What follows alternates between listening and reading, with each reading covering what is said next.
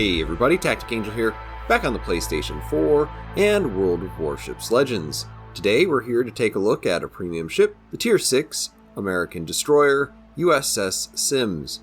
With my reviews, I like to start out with some history, move into analysis, discuss commanders, then run down the stats with you, and finally finish off with some gameplay.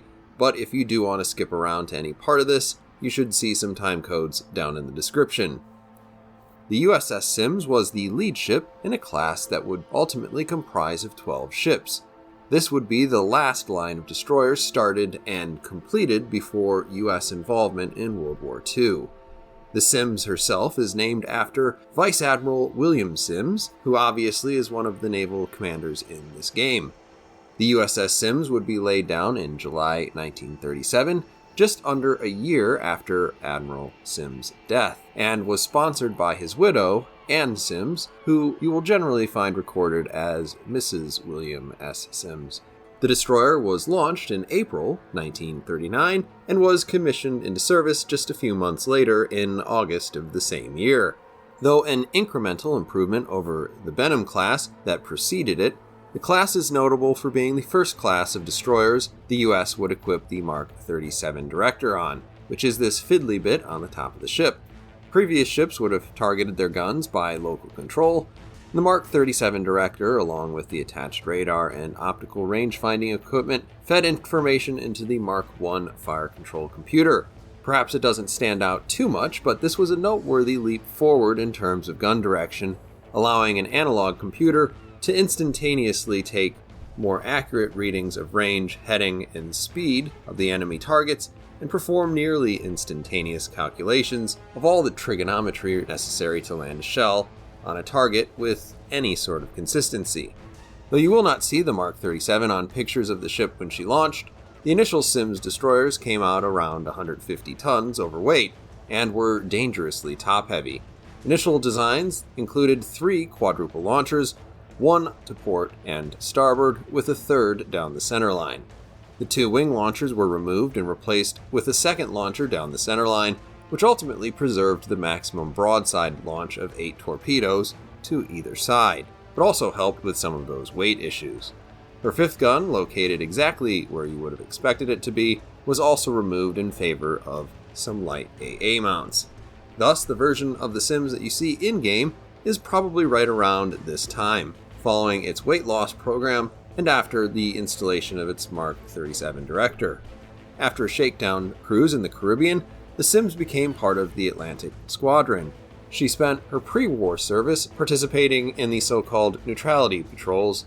German U-boat commanders might have taken some issue with that naming, since essentially it meant patrolling an area around 300 miles off the coast of North and South America to track down the movements of U-boats and then attempt to sink them on site.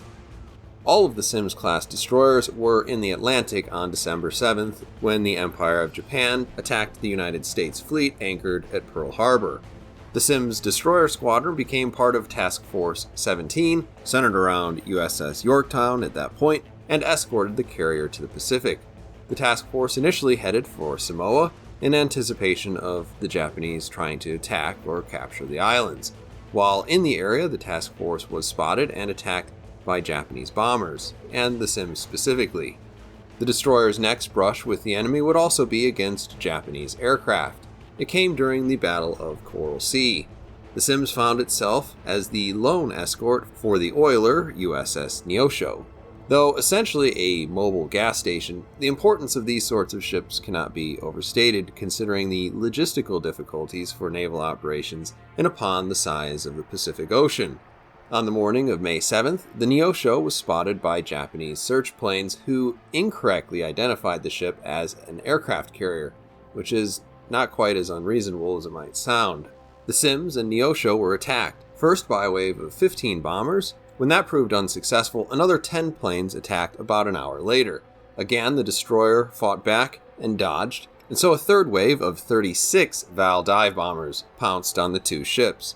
This time, the Neosho and Sims were overwhelmed. The Sims was struck by 3 550-pound bombs, with 2 exploding in the engine room, causing the ship to buckle inward and sink quickly.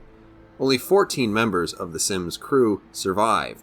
Their efforts were not in vain though, since the Neosho, though badly damaged by 7 bomb strikes herself, was able to stay afloat for the next 4 days, until the crew of the Oiler and the survivors from the Sims could be rescued.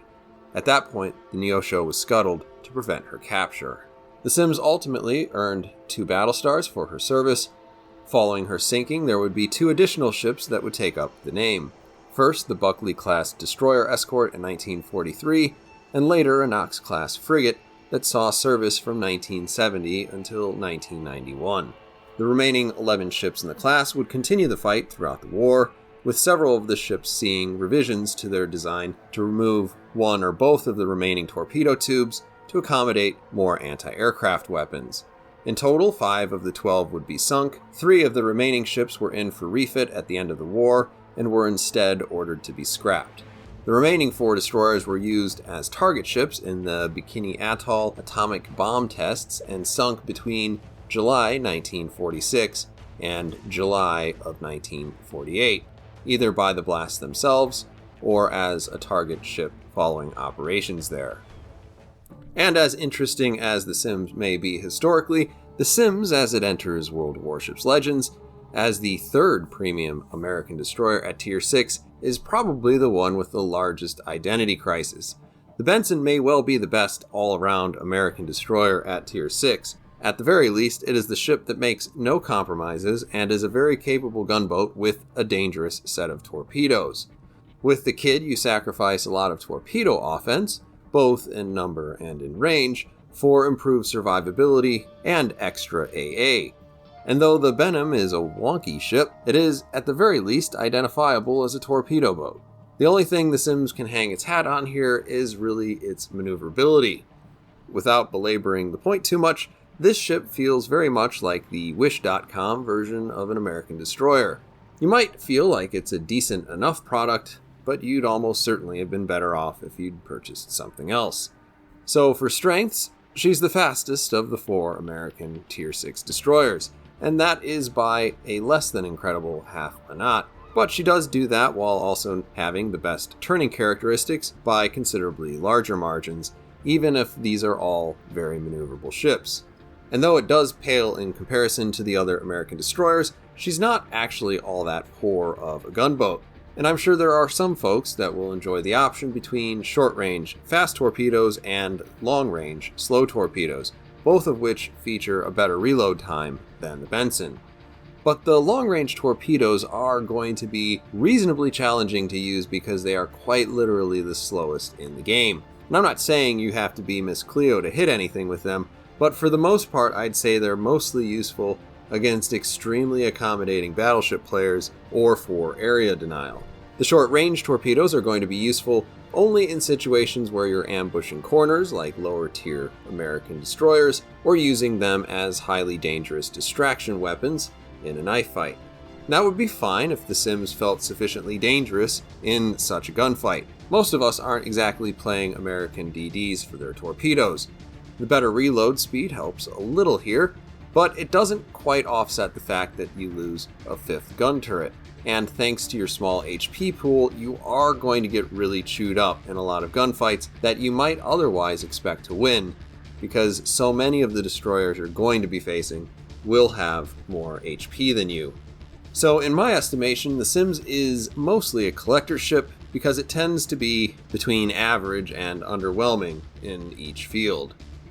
As we come to commanders, there's really not that much to worry about here because your 3 default choices all can, and probably will, improve the performance of your guns. They each can keep your engine and your rudder working, which is a choice you should probably make, and they'll do very little except offer basic torpedo options, making all of them pretty weak options if you are looking forward to running this as a torpedo boat. With that in mind, I think Halsey is probably the most sensible option, just because you gain access to twist and track. Depending on what your opposition is, this will be helpful to hunt down enemy DDs if they are weaker than you, and it will be helpful to avoid them in the event that they're stronger. There's about a 50-50 chance of each, realistically. Halsey is also the most likely to improve your rate of fire, which is the way he helps mend your firepower woes. Though I would tell you the main reason I would use Burke is so that I could run torpedo skills without having to fiddle with my build every time I play this ship. He does offer you both the opportunity to have both the highest fire chance and the greatest accuracy with your guns. Since you have access to sidestep and quick fix, you may find you take less damage due to more misses and the general reduction in HE damage, something The Sims probably needs considering its pretty poor survival characteristics. And though I would never build for it, he does have the ability to make The Sims even faster and borderline impressively quick. With your base commander Dewey, he gives you easy access to improved fire chance, and probably your best fire option. Also, while I would personally not advise taking anything other than Unstoppable on anyone other than Burke, what I'm trying to say is this is a high risk option, some folks might prefer having a third smoke and speed boost consumable, which you can get on Dewey with fully packed. As we come to stats, we do have plenty to compare The Sims to, and I think it's probably most helpful to compare her to some other US destroyers, which I hope you have at least some experience in if you're considering purchasing this ship. Where survivability is concerned, The Sims comes in with just 13,800 hit points. This is about 1,000 less than average. This 1 to 20 millimeters of armor may look a little strange, mostly because of that one value, but in any practical sense, the ship is exactly what you would expect. 20 millimeter turrets, hull, and conning tower, then the superstructure is 6 millimeters. And the 1 millimeter bit of the ship is the canvas top on this third turret, which probably shouldn't be armor at all, but at 1 millimeter it won't cause anything to arm. So overall, The Sims is presently the US destroyer with the worst survival statistics at this tier, having the least HP and also being the second largest among the different ships. In terms of artillery, you have 4 turrets, each mounting a single 5-inch gun. They range out to 10.8 kilometers, and your turrets are the joint fastest along with the other American destroyers at this tier. The HE damage, fire chance, and AP damage here are exactly what you would expect from the Benson, Kidd, and Benham as well. The only real advantage The Sims enjoys here is this 3.3 second reload, which is 0.2 of a second better than you would typically find on these other ships. This helps The Sims inch out the Benham in terms of damage per minute, but you would still rather have 5 guns instead of the 4 that you're offered by this ship because both the Kidd and Benson are much better in a gunfight. It's not all bad news though, since your high explosive DPM is around 15% above the average at tier 6, which is probably the most important thing that a gunny destroyer could want. Within the torpedo space, you have 2 options here. The default is 2 quad launchers, which deal 11,600 damage. This is the same damage as the Benson torpedoes, though their range is considerably shorter at 5.5 rather than 9.2. But they do reload at 87 seconds, which is 22 seconds faster than the Benson's upgraded torpedoes. This 65 knot speed is actually pretty good, and at least 10 knots faster than you'll find on most American torpedoes. The other option here is also 2 quad launchers, which launch torpedoes that can do a pretty unimpressive amount of damage. Here you can see 8,500. This is actually pretty close to the damage of the Tier 2 USS Smith, and much less than the 9,200 damage that the Benham's less than popular torpedoes do. The reload on these is also quick, at just 72 seconds, but with a speed of only 49 knots, they're actually tied for the slowest torpedoes in the game, and maybe the only set of torpedoes that can be outrun by a ship at their own tier. The benefit here is that they do retain that 9.2 kilometer range, even if it will take those torpedoes nearly the entire 72 second reload in order to get there. One thing of note, the Benson has 2 quintuple launchers, so in spite of the improved torpedo reloads, you do have to remember the Benham's reloading 1 extra torpedo in each of its launchers. When we come to maneuverability, this is really where The Sims is quite good. In fact, all American destroyers are pretty good. The Sims just happens to be a little bit better. At 38.5 knots, you are half a knot faster than the Kidd and the Benson, and you come in with a very impressive 500 meter turning circle, which is among the tightest in the game. Add to that the 2.7 second rudder shift, and you do have the best turning characteristics of any Tier 6 destroyer. with enough wiggle room that you can actually take pretty much any skill that nerfs your rudder shift, because it's not going to make enough of a difference to make this bad. And as we move into concealment, pretty much every one of these stats is exactly what you would expect when you're playing an American destroyer. The one thing is that both the Benham and the Sims do have a little extra detectability from air, but otherwise all of these ships are exactly the same. We're just talking about 100 meters here. It's really probably not that big of a deal. And as we come to consumables, the Sims has exactly the same setup as you'd expect on the Benson. You have 2 charges of your smoke consumable. That is going to last 28 seconds and leave smoke on the water for an impressive 2 minutes. So this is full American smoke, unlike the Benham. And you do come with the standard speed boost, which is an 8% improvement in your speed for 2 minutes. So no surprises here. If you were to rank them, you'd probably prefer to have the Kid, since it enjoys both of these in addition to having a heal. And as we jump into some gameplay, we're going to be on Sleeping Giant, because what tier 7 match is complete without Sleeping Giant? In any case, I'm going to go ahead and put my commander up on the screen in just a moment. I will mention that most of my choices here are to kind of push me away from the normal way that I play an American destroyer. As one of my subscribers, None, would tell you, that I play destroyers like, as he puts it, an attack dog from hell. And I can't disagree with that. I'm not sure it's really like an insult. I'm not sure it's a compliment, but I like it. In any case, this is my commander. We're going to be using Arleigh Burke, and as you can see, most of these decisions have pushed me towards trying to play a ship that I can't just run in there and gun people to death with, just because in this ship, it's probably not going to work. You're going to get more tier 7 games than you're going to get tier 6. And that means that more than likely you're going to be a subpar DD when it comes to damage per minute with your main battery guns. You're going to have to rely a little bit on kind of playing the game smart, and you're going to have to rely on your torpedoes a little bit more than I would like, particularly considering this ship does not have good torpedoes. No matter how you choose to equip it.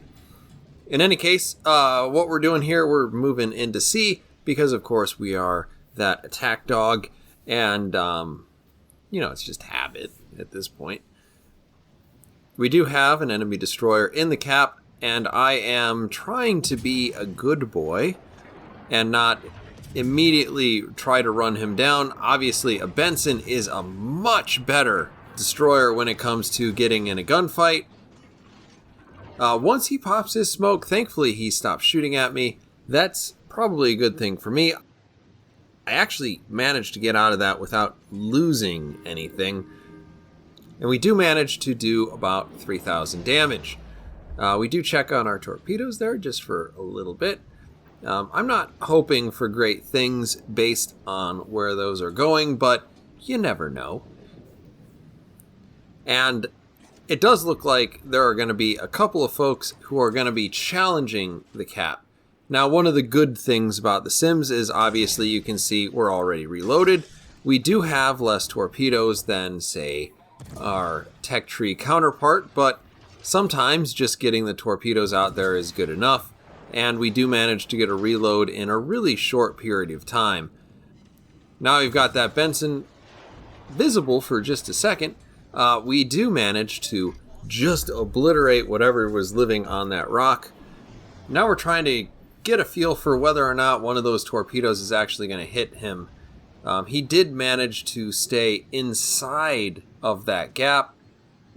He did manage to also miss all of them, but he is at pretty low HP. We do have all of our turrets faced in the right direction, and with the careful application of 5-inch guns, we do manage to finish him off. You do see a little bit there on the left-hand side of the screen that he shot his torpedoes at me.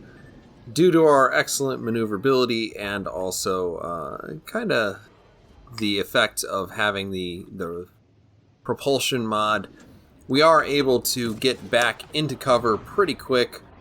Propulsion mod definitely not broken.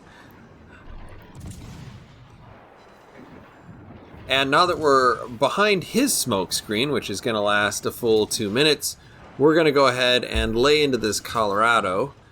And if we run out of smoke, we will just move forward and duck behind the island.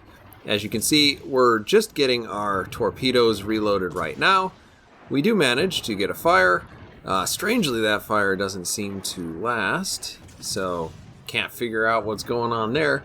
But that just means we need to keep the heat up, because if we do get another fire, we will obviously get a permanent fire, or, permanent enough. He actually doesn't have all that many hit points at this point, and we should be able to finish him off all right. It does look like he's not doing a lot to reduce his speed. Unfortunately, we're not able to get far enough away in order for him to not see us as we're driving around this corner. So we're just going to go ahead and open up with our guns instead. Obviously, we're getting a couple of decaps there because he is in the cap, and we are hoping to keep him from actually capping the base.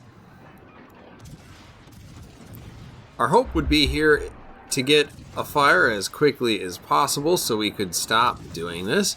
But, sometimes it doesn't work. And that's why God gives you teammates, because, of course, someone else takes him out.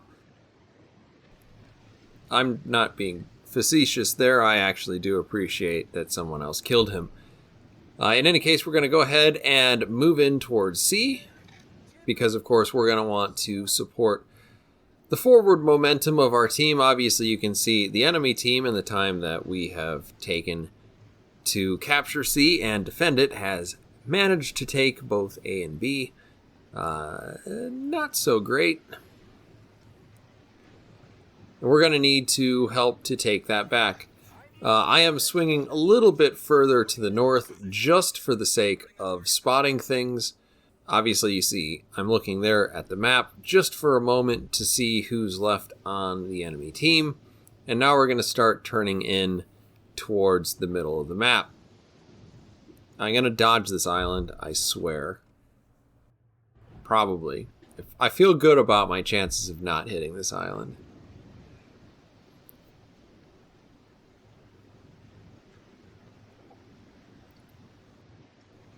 What you're seeing right now is sometimes what I like to call boat watching. It is a thing that is good to do as a destroyer. Once again, following the wisdom that just because you can shoot a thing does not necessarily mean that you must shoot that thing. We're going to choose to not shoot that thing and in turn not get shot back. Instead, we're trying to move towards the middle because there's still a destroyer left on the enemy team. And based on this cloudy substance that I see, it's possible that he's relatively close to me. Now, obviously, we're slowing down just a little bit to save ourselves the embarrassment of slamming face first into an island. We do manage to catch the Moss. We set all of our torpedoes out there on him because, of course, they're fast reloading and we'll get them back pretty quickly.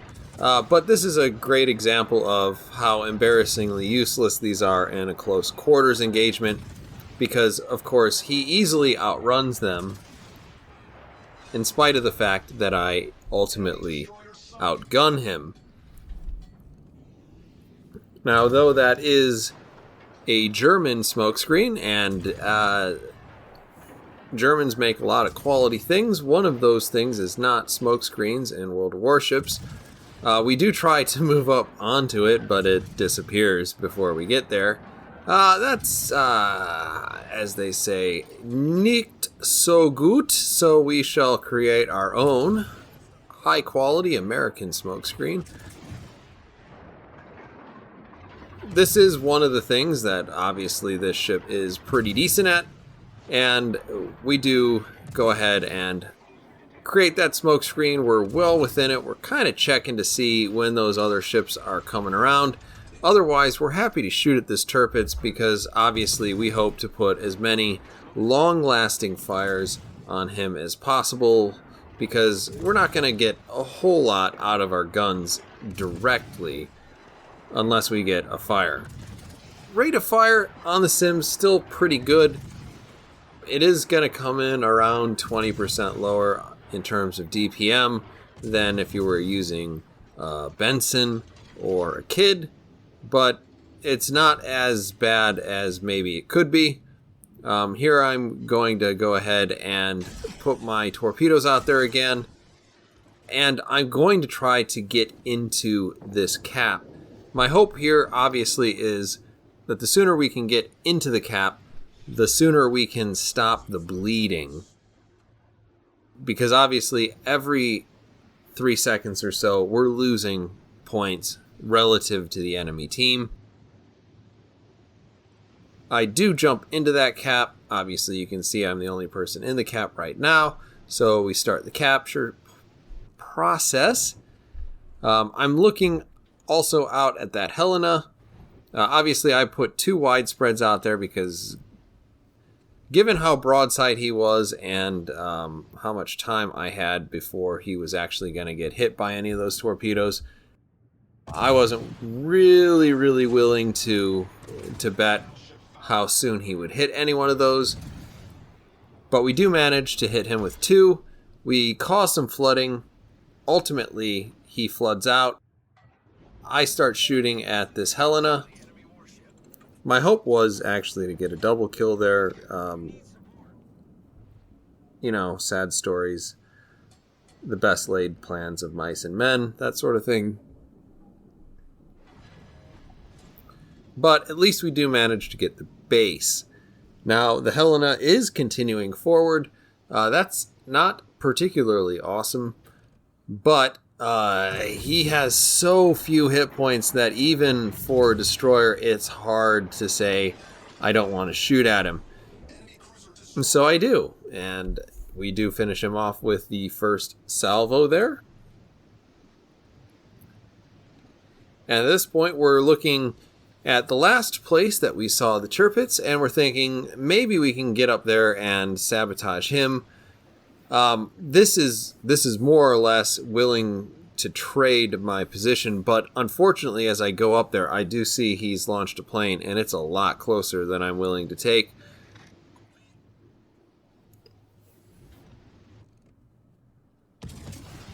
I think in this case, this is a pretty considerable mistake on my part. Obviously, I don't have smoke. I also don't have very many hit points. And that's one of the things that you kind of do learn to take for granted in an American ship. Here we are obviously making our ship ready to evacuate any survivors because we find new land there in the middle of the map. I mean dodge torpedoes. Dodge torpedoes. Clearly I was dodging torpedoes I hadn't seen yet. But he does duck behind that island again, and we do manage to barely walk away with any sort of hit points. Now, maybe in another ship I would choose to go ahead and go all in with only 8 torpedoes on my deck, and them being such... I don't know how to say it other than low damaging torpedoes. I didn't feel like turning in and going YOLO was the right answer there. So I turned out, and obviously we have just barely enough hit points to keep the game going in terms of my personal hit points. I'm trying to make some judgments here on what the Richelieu's going to do. The truth of the matter is I'm really thinking about shooting at him, and I need to think about how he's going to react once I start shooting at him.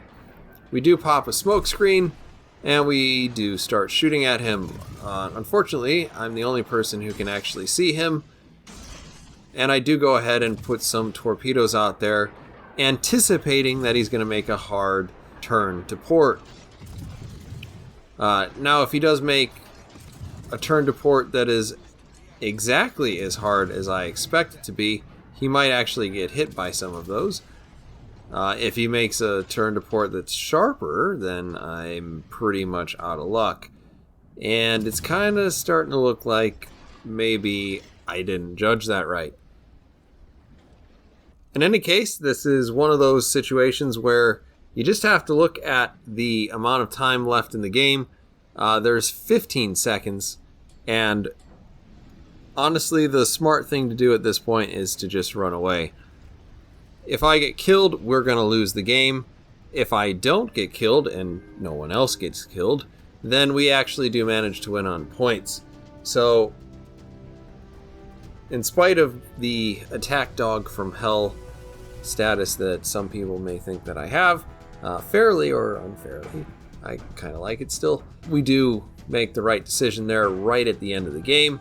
That brings us more or less to our closing thoughts on The Sims. And as far as that goes, I think the short story is that The Sims would be a perfectly acceptable Tier 5 destroyer in her current state. She probably wouldn't even be one of the best Tier 5 destroyers there either.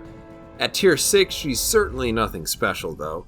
Really, if you look at the stats of the man, its torpedo options and everything, the trade-offs that you'd get with The Sims aren't especially attractive, but they do seem fair. At Tier 6, there's probably not enough ship here, and she'd probably need a notable increase in her hit points in order to be more enjoyable. The trade-offs in her torpedoes really don't make sense at this tier because the Benson and Benham are both better torpedo boats. Being a better torpedo boat than the Kid isn't really hard to do, and probably it's not a big deal when that ship can easily have effectively 10,000 more hit points than you and very nearly double your HP with a Boss Dewey build. As you can see, we did pretty decently in this particular game. In spite of me acting a little bit like a Muppet at the end, most of what has gotten me here is really just normal sort of destroyer map control sort of gameplay and selective engagement stuff that you could do in just about any ship. So unless this gets bumped down a tier or gets some love in other ways, I think The Sims is mostly a ship that I might look at rolling up and down in port, but one that I probably wouldn't be playing all that much. Those are just my thoughts. In any case, I do hope that you enjoyed this video, and I do hope to see you on the next one.